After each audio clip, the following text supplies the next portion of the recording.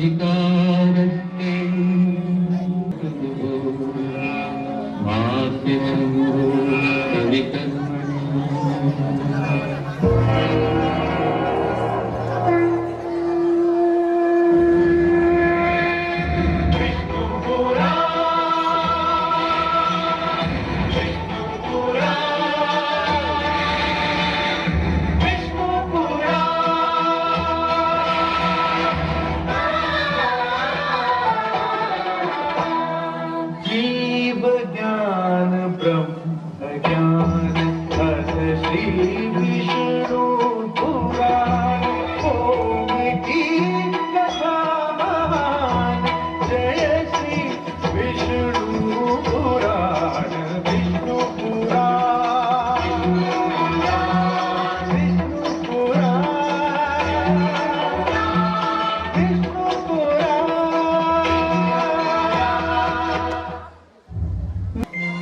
धरती माँ, विलासी और व्यभिचारी व्यक्ति के लिए नारी का केवल एक ही रूप होता है। वो उसे काम और वासना की तृप्ति का साधन समझता है। उसे यह भी ध्यान, और पुत्री भी नारी ही होती है। उसके मन से नारी का सम्मान करने की भावना ही मिट जाती है। ऐसे व्यक्ति से ये आशा रखना कि वो आचरण और सौजन्य का प्रदर्शन भी कर सकता है, भूल है। मेरा माथा तभी ठनका था जब जमदग्नि की धर्मपत्नी रेणुका ला सकती है।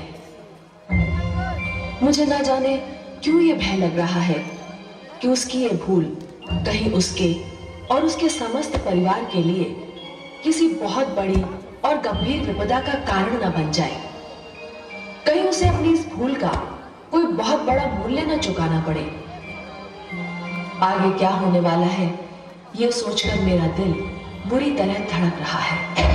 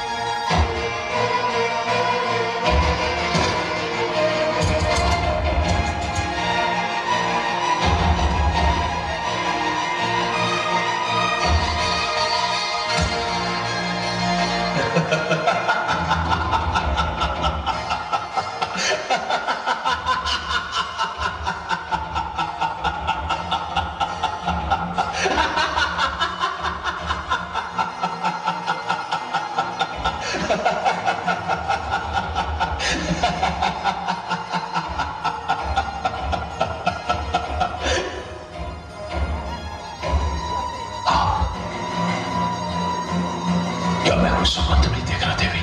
नहीं सहस्रार्जुन, तुम स्वप्न नहीं देख रहे हो। तुम्हारे समक्ष मैं ही खड़ी हूं, ऋषि जमदग्नि की पत्नी रेणुका।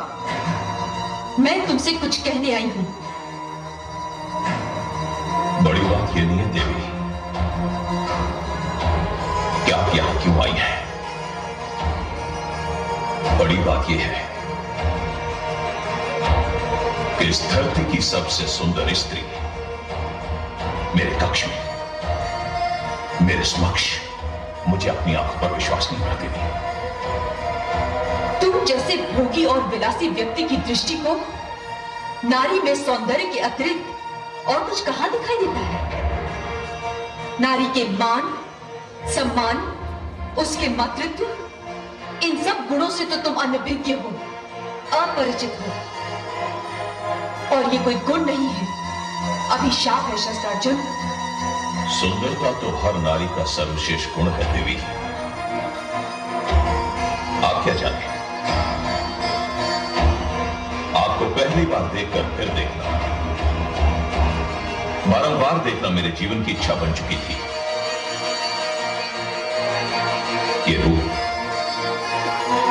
ये यौवन, ये सौंदर्य इस योग्य है कि आप जैसी स्त्री मुझ जैसे राजा के राजभवन की शोभा बढ़ेगी। ये तो दुर्भाग्य है, अत्याचार है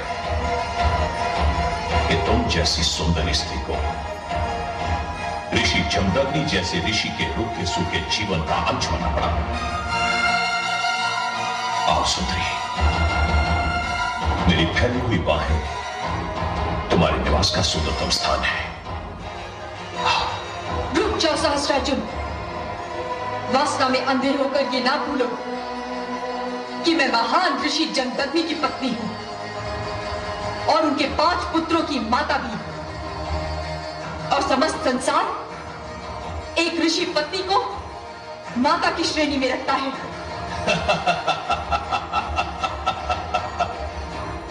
सहस्त्रार्जुन उस स्त्री के अतिरिक्त जिसने उसे जन्म दिया है, संसार की किसी भी सुंदर स्त्री को अपनी माता नहीं समझता देवी। और तुम जैसी सुंदरी को माता समझना सौंदर्य का अपमान होगा, महापाप होगा। आओ देवी, आओ देवी।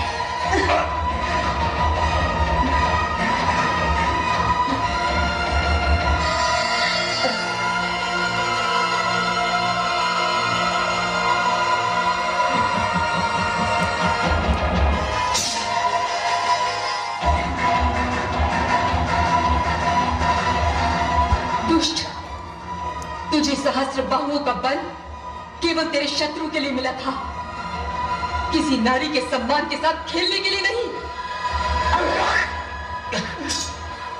मैं चाहती तो तेरा वध भी कर सकती थी सहस्त्रार्जुन, किंतु मेरे पति को ही स्वीकार नहीं होगा। मेरी तलवार से आज तुझे जो घाव लगा है, उसका रक्त आज जीवन बहता रहेगा।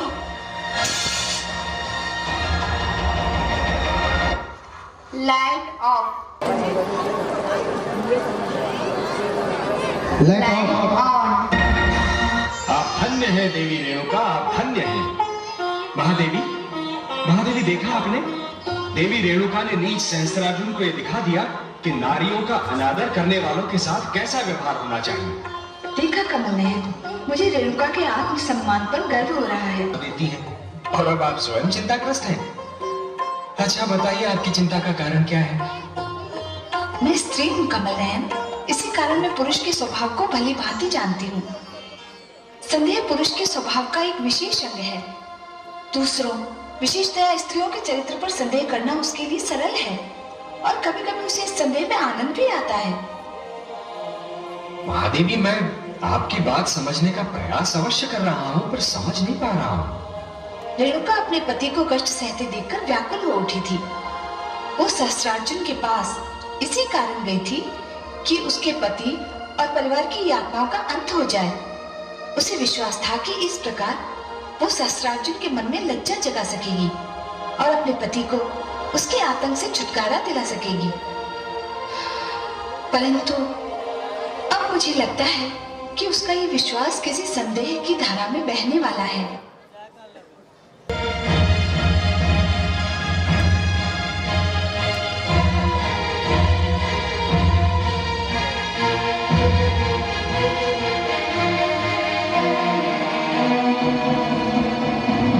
स्वामी,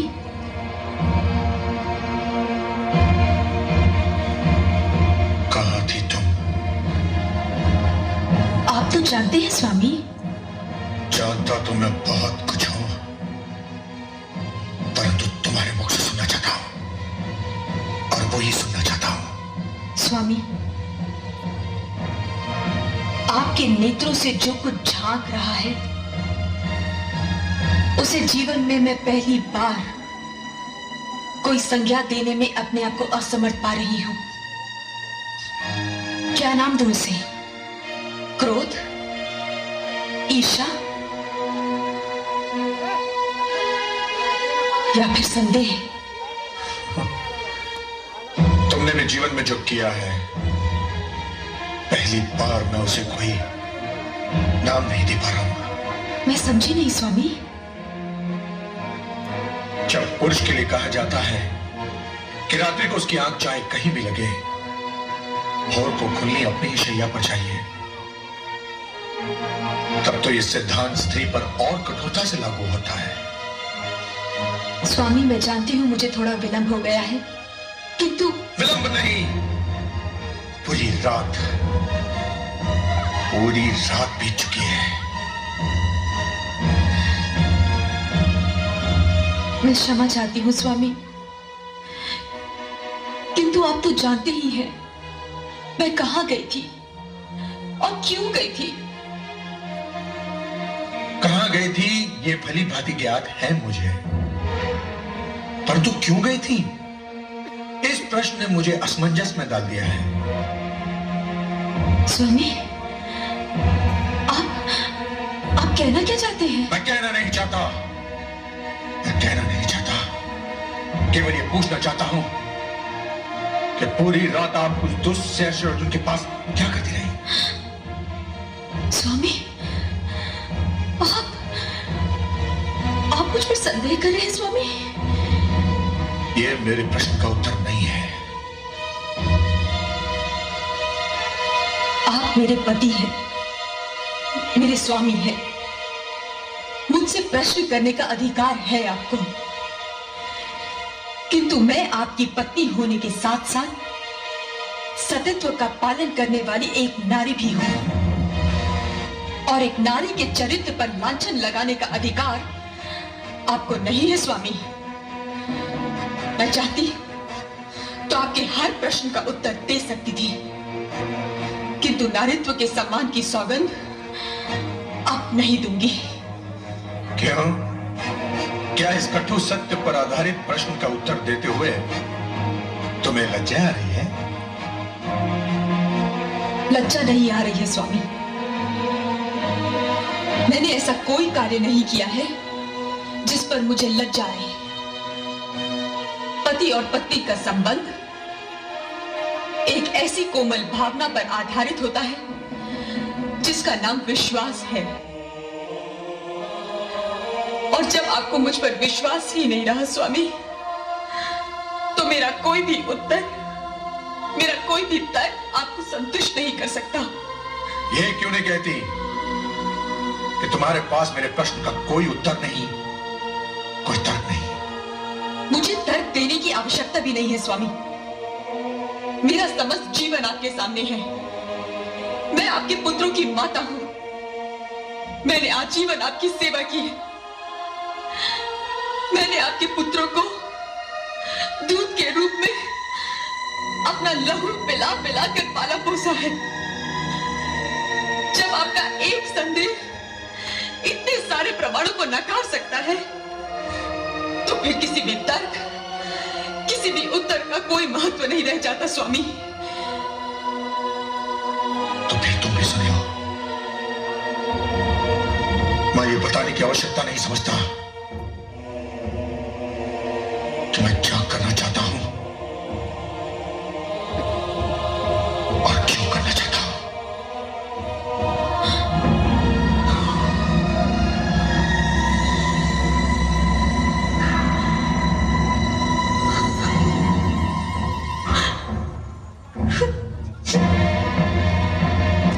पुत्रों,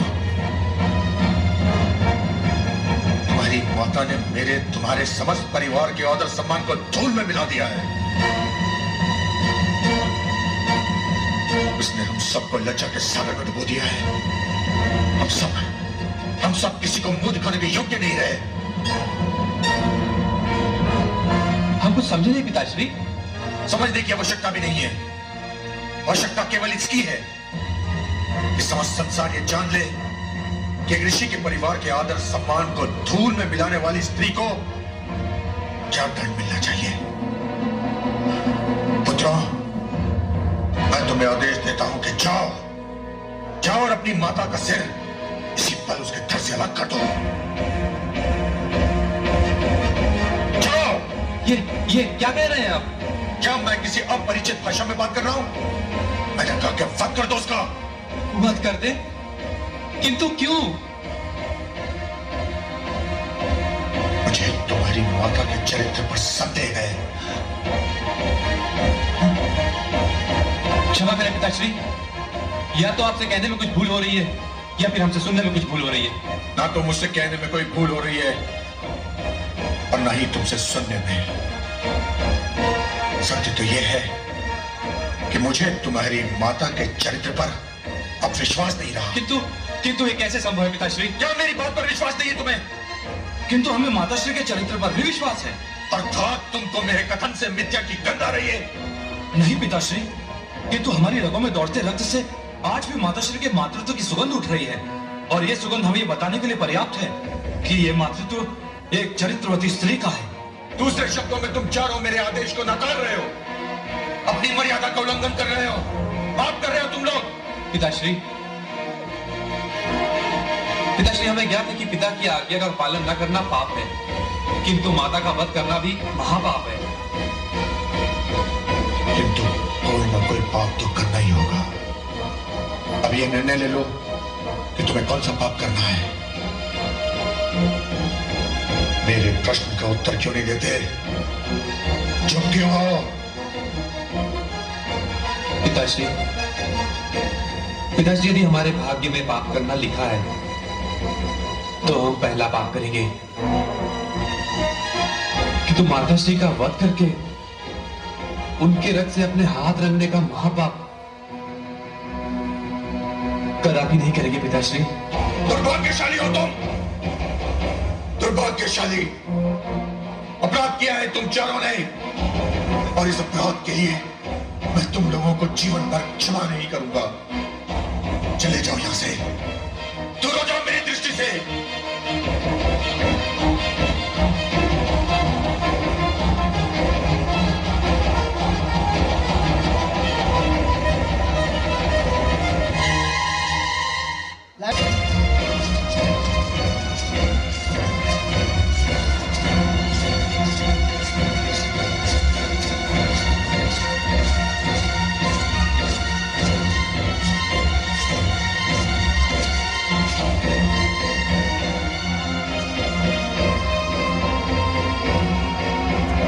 पिताश्री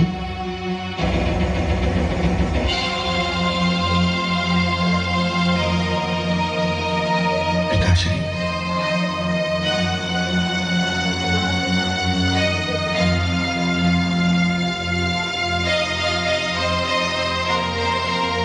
पिताश्री मुझे नहीं पहचाना पिताश्री? मैं आपका पुत्र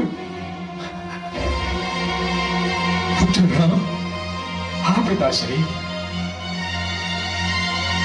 पुत्र राम, मेरे पुत्र। पिताश्री, पुत्र राम, पिताश्री, मेरा राम।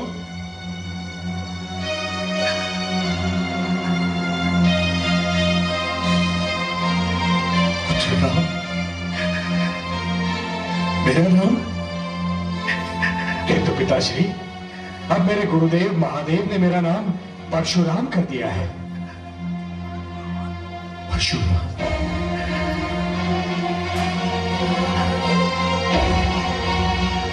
क्या हुआ पिताश्री? मेरे लौटने से आपको प्रसन्नता नहीं हुई क्या? प्रसन्नता तो अवश्य हुई है पुत्र, किंतु इस बात का विश्वास नहीं है कि प्रसन्नता कितने क्षण और जीवित रहेगी। आप ऐसा क्यों कह रहे हैं पिताश्री? तो क्या कहूं, मेरे चारों पुत्रों ने मेरे आदेश का तिरस्कार किया है, तो मैं पांचों से क्या अपेक्षा करूं और क्यों करूं? मेरे अग्रजों ने आपका तिरस्कार किया? क्या किया उन्होंने पिताश्री? मैंने उन्हें कुछ करने का आदेश दिया था, परंतु उन्होंने नहीं माना। जीवन में पहली बार पुत्र, पहली बार मुझे ऐसे अनादर का अनुभव हुआ है। मुझे तो अपने आप में लज्जा आ रही है। पिताश्री, मुझे खेद है कि मेरे अग्रजों ने आपको दुख पहुंचाया, परंतु अब तो मैं आ गया हूं। आप मुझसे कहिए, मुझे आदेश दीजिए कि आप क्या चाहते हैं। आपका आदेश तो भगवान का आदेश है, पितृदेवो भव। और यदि तुमने भी मेरे आदेश से असहमति प्रकट की तो? पिताश्री, मैं असहमति क्यों प्रकट करूंगा? आप आदेश देकर तो देखिए। मैं आपके आदेश का अवश्य पालन करूंगा। मुझे वचन देते हो पुत्र? पिताश्री, वैसे वचन की कोई आवश्यकता है तो नहीं, किंतु यदि मेरे वचन से आपकी सांत्वना होती है तो मैं आपको वचन देता हूं कि आप जो भी आदेश देंगे मैं बिना कोई प्रश्न पूछे आपके आदेश का पूर्णतया पालन करूंगा। चिरंजीवी भव पुत्र, चिरंजीवी भव। आज तुमने मुझे वो प्रसन्नता दी है जो किसी भी पुत्र ने अपने पिता को नहीं दी होगी। किंतु अब तो बता दीजिए पिताश्री कि आपका आदेश है क्या?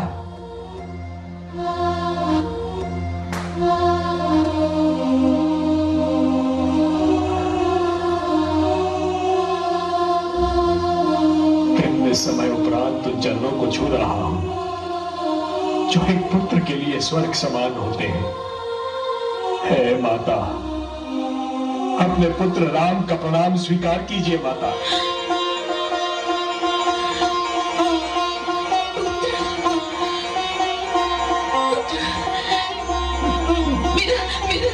हाँ माता। राम तुम आ गए पुत्र। हाँ माता। मेरे लाल। हे माते।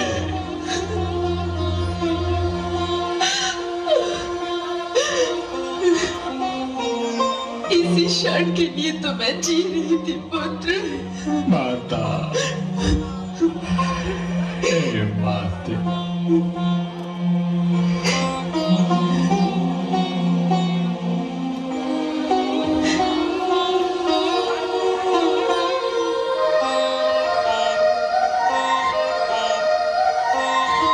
स्वामी, मुझे क्षमा कर दीजिए स्वामी, मुझे क्षमा।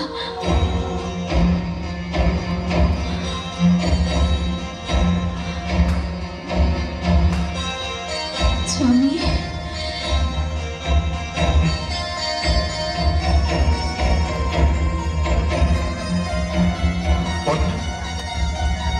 कहीं भावना की धारा में तुम बह तो नहीं गए ना? तुम्हें अपना वचन स्मरण है ना? तो काट दो अपनी माता का सर।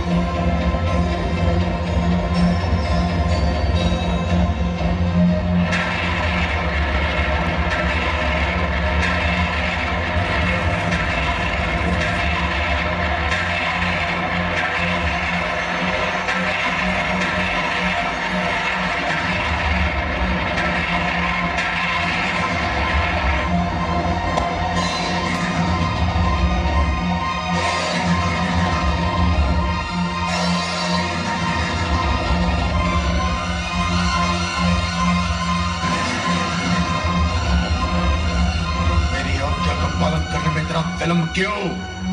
काट दो अपनी माता का सर।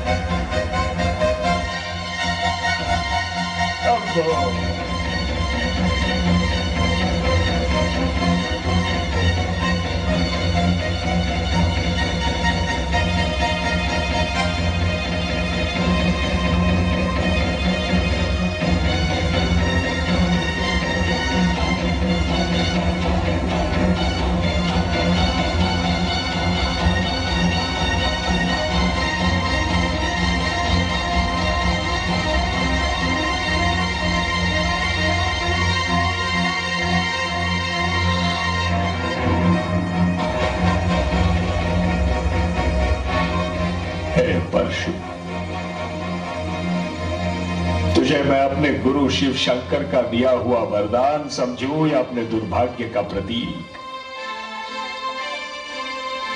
तुझे मैंने पाया था मानवता के शत्रु सहस्रार्जुन का वध करने के लिए। तुझे मैंने पाया था अपने माता पिता के शत्रु सहस्रार्जुन का वध करने के लिए।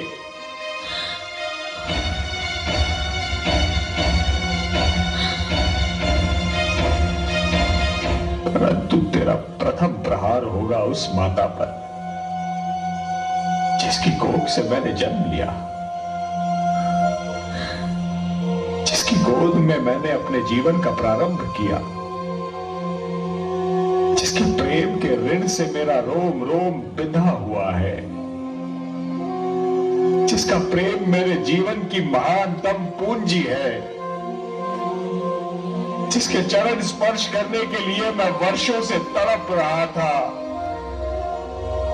गुरुदेव, हे शिव शंकर, हे समस्त देवी देवताओं, हे समस्त ऋषिगण, आप सब साक्षी रहना कि मैं केवल अपना वचन निभा रहा हूं, केवल अपने पिता की आज्ञा का पालन कर रहा हूं।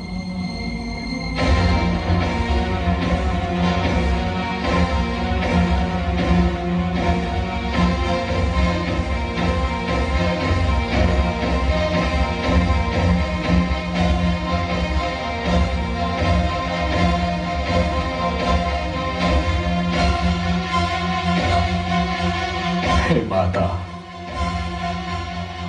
अपने इस अभागे पुत्र को क्षमा कर देना माता। मैं वो करने जा रहा हूं जो आज तक किसी पुत्र ने नहीं किया होगा।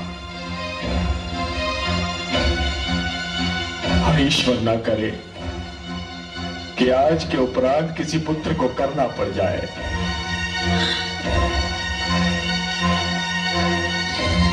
क्षमा माते, क्षमा माते।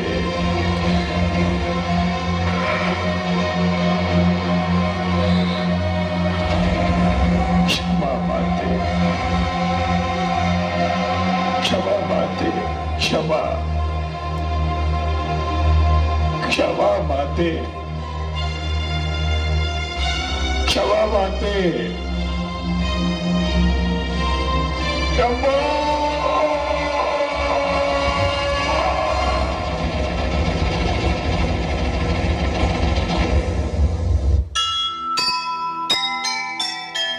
ये कैसा अन्याय, एक झूठे संदेह ने डाले मन में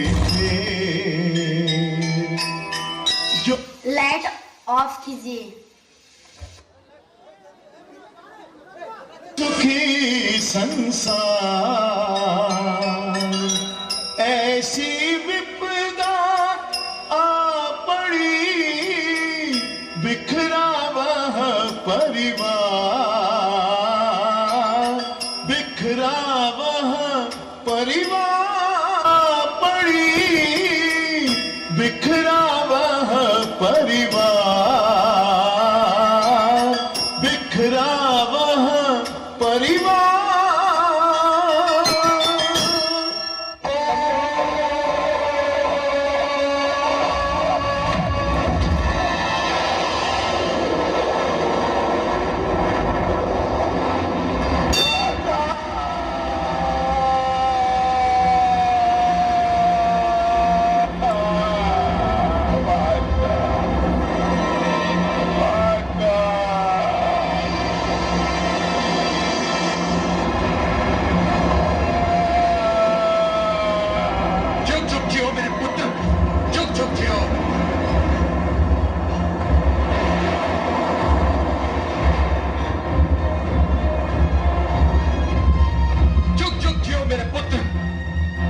जियो, जुग जुग जियो पुत्र।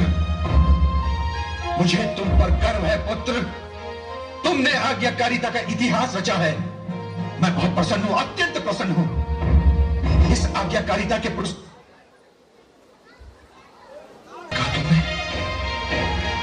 मुझे मेरी जीती जाती माता दे दीजिए। तो माता जिसके बिना इस जीवन का हर पल मेरे लिए नर्क समान है। पिताश्री, मुझे अपनी माता के जीवन के अतिरिक्त और कुछ नहीं चाहिए, और कुछ नहीं चाहिए। अब चुप क्यों है पिताश्री? मैंने आपको आदेश पालन का वचन देने में एक क्षण का भी संकोच नहीं किया था। आप अपना वर देने में इतना संकोच क्यों कर रहे हैं? मैं संकोच नहीं कर रहा हूं पुत्र, पर तो सत्य तो यही है कि मैं इस वरदान के लिए तैयार नहीं था। मुझे समझने में देर लगी थी पुत्र। तुमने मेरी आज्ञा का पालन किया और मुझे यह भी नहीं पूछा कि आज्ञा क्या है। तो फिर मुझे भी यह पूछने का अधिकार नहीं था कि वर का वचन देने से पहले ये पूछ सकता कि तुम क्या मांगोगे। मैं वचनबद्ध हो चुका हूं पुत्र, और तुम्हें तुम्हारे पुरस्कार से वंचित नहीं करूंगा, नहीं करूंगा।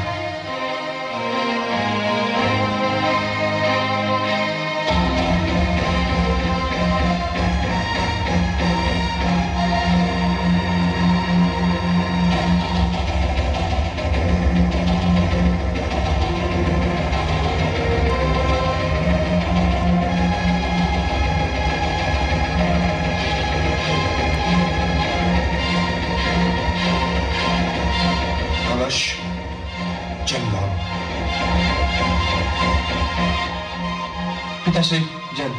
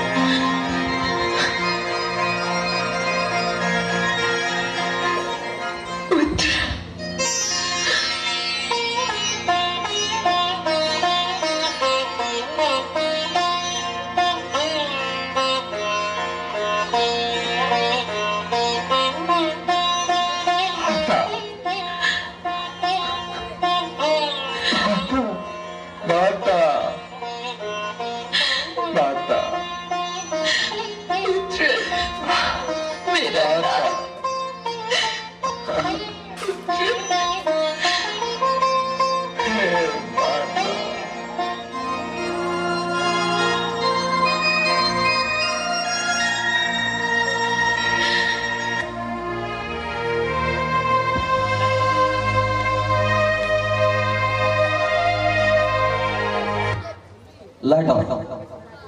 चलिए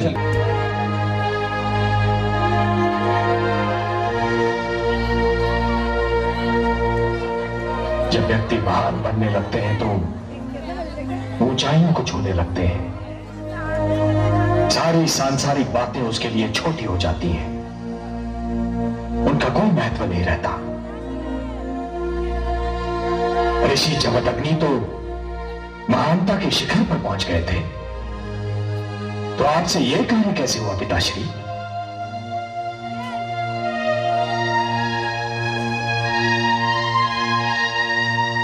तुम्हारी माता उस दुष्ट सहस्रार्जुन से मिलने गई थी।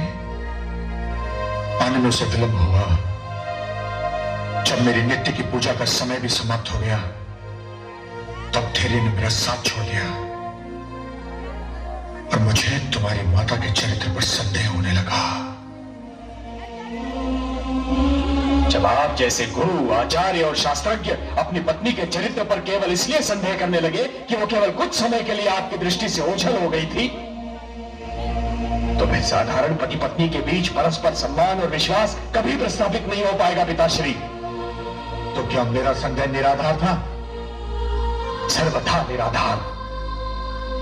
इस बिना सिर पैर वाले संदेह का केवल एक ही आधार हो सकता है पिताश्री, कि मेरी माता एक नारी है, और नारी के चरित्र पर संदेह करना एक पुरुष के लिए बड़ा सहज होता है। नारी को आतंकित करने का एक बड़ा सरल उपाय है। पिताश्री, आप तो एक आचार्य हैं। सर्वसाधारण को परिवार की महत्ता, पारिवारिक संबंधों की आवश्यकता और गृहस्थ जीवन को शांतिमय बनाने का संदेश और उपदेश आप ही देते रहते हैं। यदि आप जैसे आचार्य ही नारी के चरित्र पर संदेह करने लगेंगे, तो नारी के लिए इस धरती पर जीना नर्क समान हो जाएगा। किंतु पुत्र, आज मुझे बोलने दीजिए पिताश्री, आज मुझे बोलने दीजिए, क्योंकि अनजाने में ही सही, परंतु जो दुर्भाग्यपूर्ण घटना घटी है, उस घटना का मैं भी एक भागीदार हूं। नहीं पुत्र, इसमें तुम्हारा कोई दोष नहीं है। तुमने तो केवल आज्ञाकारिता का धर्म निभाया। आज्ञाकारिता हो या अपने पिता की आज्ञा का पालन करने का धर्म, फिर भी पिताश्री, किसी भी पुत्र को यह अधिकार कभी नहीं मिलना चाहिए कि वो अपने पिता की आज्ञा का पालन करने के लिए अपनी माता पर ही हाथ उठाए। मैंने आपका आदेश जाने बिना आपको वचन देने की भारी भूल की है। संदेह ने मेरी आंखों पर पट्टी बांधी थी पुत्र।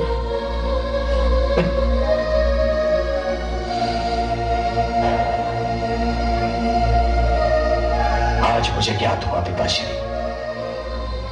कि वो चाहे कोई महात्मा हो या एक सर्वसाधारण व्यक्ति,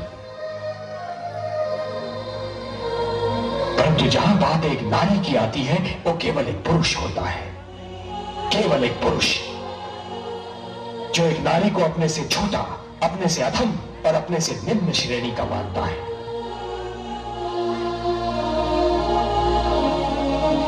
अब भूल गए पिताश्री कि मेरी माता ने आपके लिए क्या क्या किया। वो एक राजकन्या थी। राजभवन के ऐश्वर्य में उनका जन्म और पालन पोषण हुआ था, परंतु केवल आपके प्रेम के कारण उन्होंने एक ऋषि की कुटिया को अपना घर संसार बना लिया।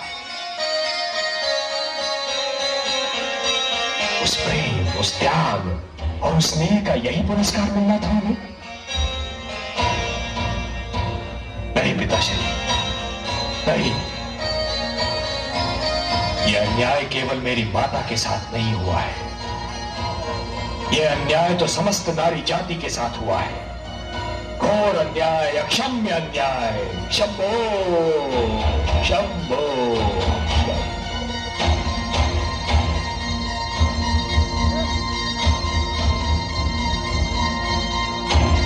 पुत्र, मुझे आभास हो रहा है कि मैंने अनावश्यक शीघ्रता से कार्य लिया। मुझे क्षमा कर दो पुत्र, मुझे क्षमा कर दो।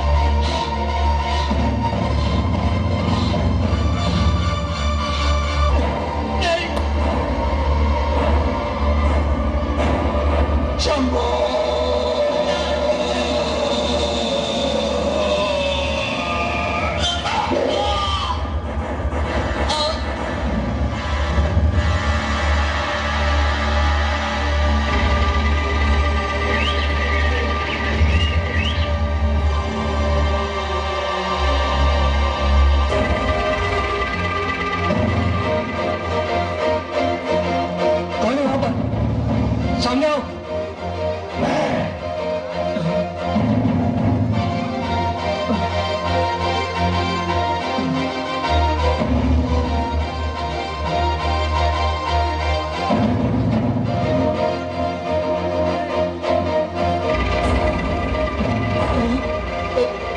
मैं तेरी भांति कायर नहीं हूं जो एक नियत्ते पर आक्रमण करे। मैं तुझे आत्मरक्षा का पूरा अवसर दूंगा। यद्यपि तूने मेरे पिताश्री को कोई ऐसा अवसर नहीं दिया था।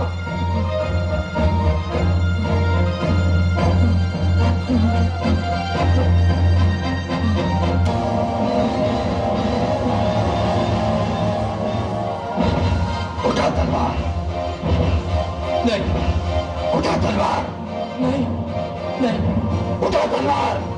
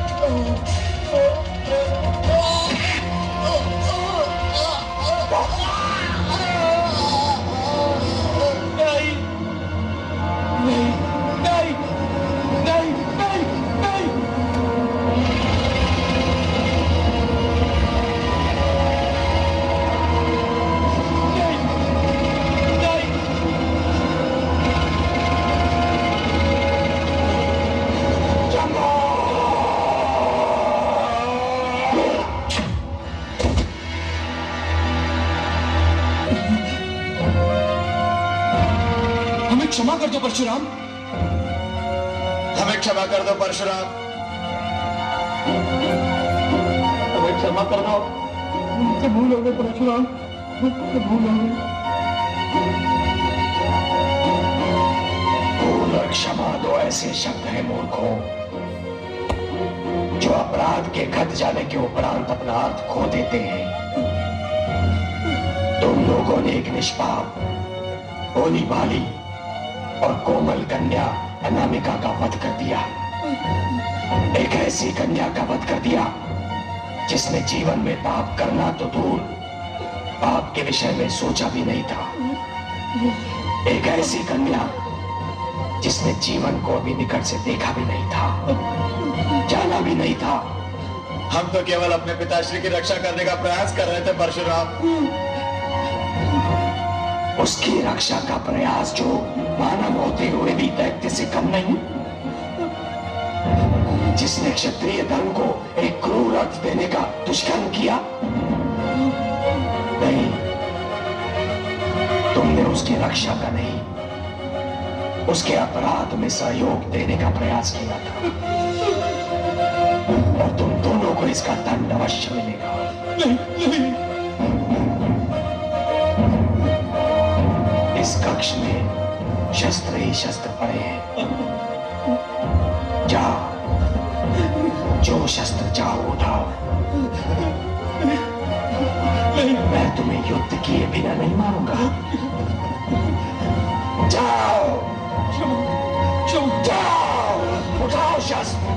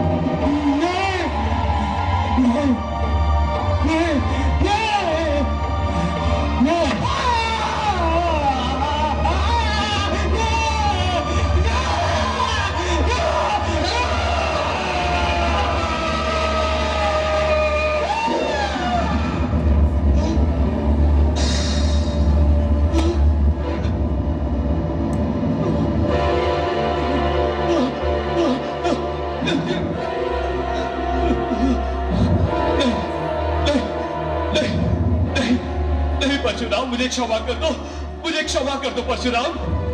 मैं जीवन भर तुम्हारा ताज बन के रहूंगा परशुराम।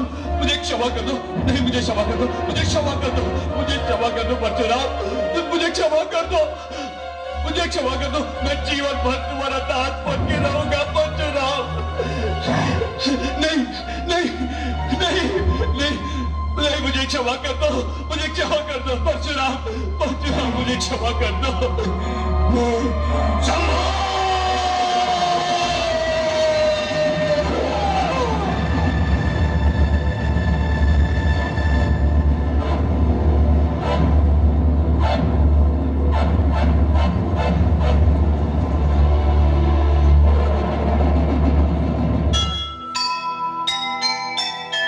लाख छुपाओ ना छुपे पाप ताप और रोग,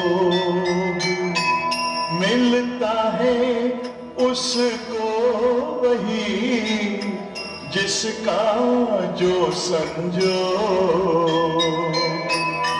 जग में करना चाहिए सोच समझ हर काम, अत्याचारी का हुआ सदा यही परिणाम, सदा यही परिणाम।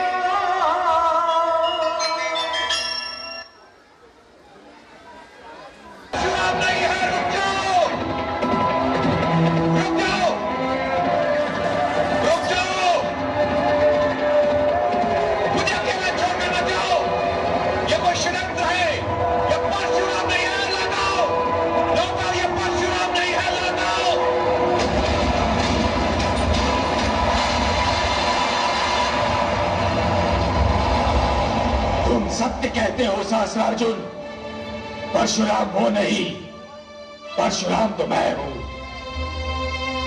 अब उठाओ अपने शस्त्र और दिखाओ अपनी सहस्त्र बाहुओं का बल।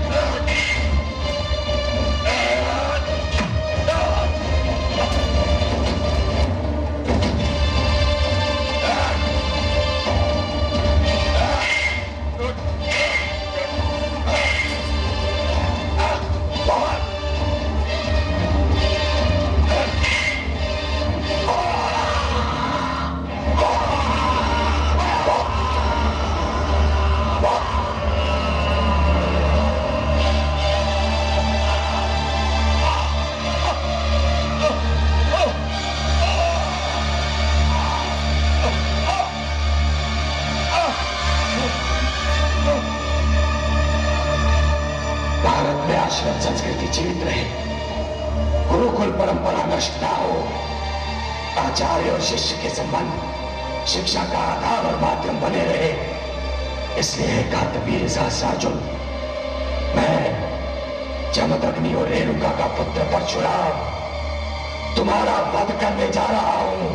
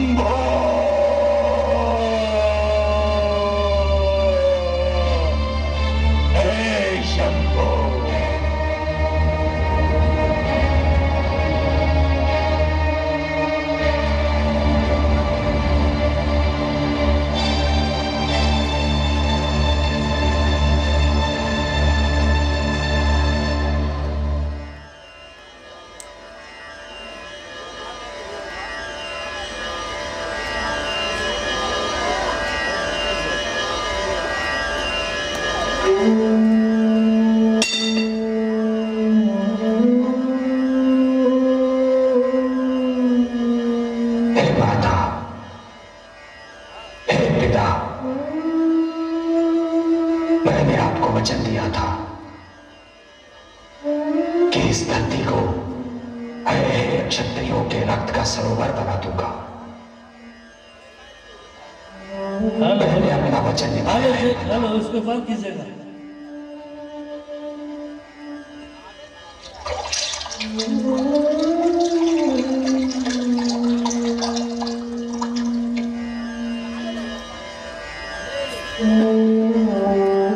मैं आज उन क्षत्रियों के रक्त से आपका तर्पण कर रहा हूं। इस क्षण के उपरांत मेरा अभियान समाप्त हो गया है। परशुराम एक इतिहास बन गया है माता, परशुराम एक इतिहास बन गया। वो इतिहास जो मानव को यह बताएगा कि अत्याचार का विरोध ना करना अत्याचार को सहयोग देना है। हे देवगण, हे ब्रह्मा, हे शिव शंभो, परशुराम ने अपना लक्ष्य पूर्ण कर लिया। मैंने अपना लक्ष्य पूर्ण कर लिया।